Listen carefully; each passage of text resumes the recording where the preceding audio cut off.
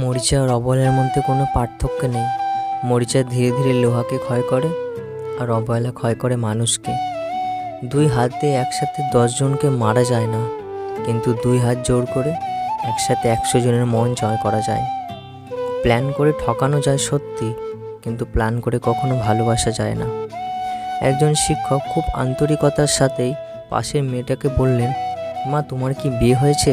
মেয়েটা একটু লজ্জা পেয়ে বলল, জি স্যার, আমার একটা 2 বছরের ছেলে আছে।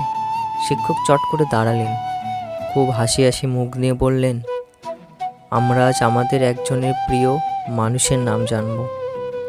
এই কথা বলেই মেয়েটার দিকে তাকিয়ে বললেন, মা, আজকে তুমি শিক্ষক, এই নয় চক ডাস্টার। যাও, তোমার প্রিয় 10 জন মানুষের নাম লিখো। মেয়েটা বোর্ডে গিয়ে 10 জন মানুষের নাম লিখল। শিক্ষক বললেন, এরা কারা? তাদের পরিচয় ডান পাশে লিখো। মেয়েটা এদের পরিচয় লিখল। সংসারে সবার নামের পাশেই 2-1 জন বন্ধু প্রতিবেশীরও নাম আছে। শিক্ষক এবার বললেন, সেখান থেকে 5 জনকে মুছে দাও। মেয়েটা তার প্রতিবেশী আর ক্লাসমেটদের নাম মুছে দিল। শিক্ষক একটু মুচকি হাসি দিয়ে বললেন, আরও 3 জনের নাম মুছো। মেয়েটা আবার একটু ভাবনায় পড়ল।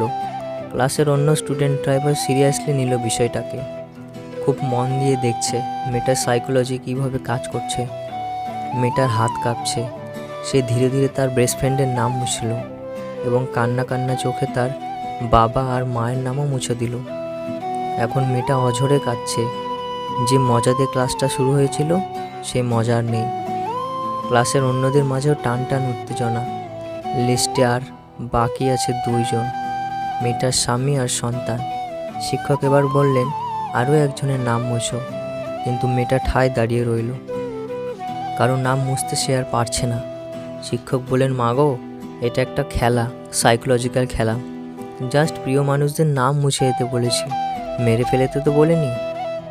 মেয়েটা কাঁপা কাঁপা হাত নিয়ে ছেলেটার নাম মুছে দিল। শিক্ষক এবার মেয়েটার কাছে গেলেন, পকেট থেকে একটা গিফট বের করে বললেন, তোমার মনের উপর দিয়ে যে ঝড়টা গেল তার জন্য আমি দুঃখিত। আর এই গিফট বক্সে 10টা গিফট আছে, তোমার সব প্রিয়জনদের জন্য। এবার বলো, কেন তুমি অন্য নামগুলো মুছলে? মেয়েটা বলল, প্রথমে বন্ধু আর প্রতিবেশীদের নাম মুছে দিলাম, কারণ তবু আমার কাছে বেস্ট ফ্রেন্ড আর পরিবারের সবাই রইল। পরে যখন আরও 3 জনের নাম মুছতে বললেন, তখন বেস্ট ফ্রেন্ড আর বাবা মায়ের নাম মুছে দিলাম। ভাবলাম, বাবা মা তো আর চিরদিন থাকবে না, বেস্ট ফ্রেন্ড না থাকলে কি হয়েছে, আমার কাছে আমার পুত্র আর তার বাবারই বেস্ট ফ্রেন্ড। কিন্তু সবার শেষে যখন এই 2 জন থেকে 1 জনের নাম মুছতে বললেন, তখন আর সিদ্ধান্ত নিতে পারছিলাম না। পরে ভেবে দেখলাম, ছেলে তো বড় হয়ে একদিন আমাকে ছেড়ে চলে গেলেও যেতে পারে, কিন্তু ছেলের বাবা তো কোনোদিনও আমাকে ছেড়ে যাবে না। একজনের লেখা পড়ছিলাম, একটা লাইন মাথা থেকে যাচ্ছে না, যারা ভগবানের কাছ থেকে নিতে শিখে গেছে তাদের এই দুনিয়ার কারো কাছ থেকে কিছু চাওয়ার দরকার নেই। যদি রূপ দিয়ে পুরুষের মন জয় করা যেত, তবে শহরে সুন্দরী রূপসী একটা মেয়েরও বিচ্ছেদ হতো না। ভালোবাসা বলতে বুঝি প্রথমে ঝগড়া করা, পরে দুজনকে খুব মিস করা, এরপর মান অভিমান সব ভুলে আবার দুজনে এক হয়ে যাওয়া। বয়স 15 থেকে 28 বছরে যে ভুলে কপালে দুঃখ আসে, তা হলে সঠিক ব্যবহার না করা। মনে রাখবেন, সময় একজন মানুষের জীবনে সবথেকে মূল্যবান সম্পদ। জীবনে সফল হওয়ার একটাই রাস্তা, তাহলে সময়ের মূল্য বোঝা। আপনি যাই করেন না কেন, সময়ের সঠিক ব্যবহার না করলে কোনোদিনও ইহকাল বা পরকাল কোথাও সফল হতে পারবেন না। আয়না হচ্ছে মানুষের প্রকৃত বন্ধু, যার কাছে হাসলে সেও হাসে, কাঁদলে সেও কাঁদে, কিন্তু আঘাত করলে আঘাত করে না, বরং নিজেই ভেঙে যায়।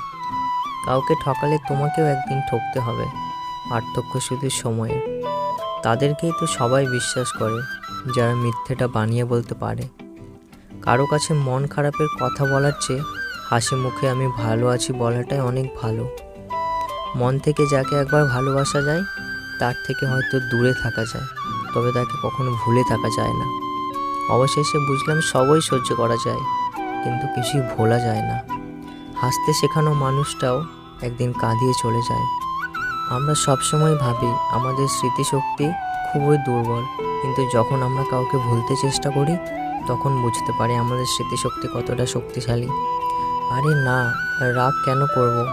এই কথার মধ্যে পৃথিবীর সব থেকে ভয়ঙ্কর রাগ লুকিয়ে থাকে। ঘুমাতে ভালোবাসি, কেননা স্বপ্নেরা বাস্তবের চেয়েও সুন্দর।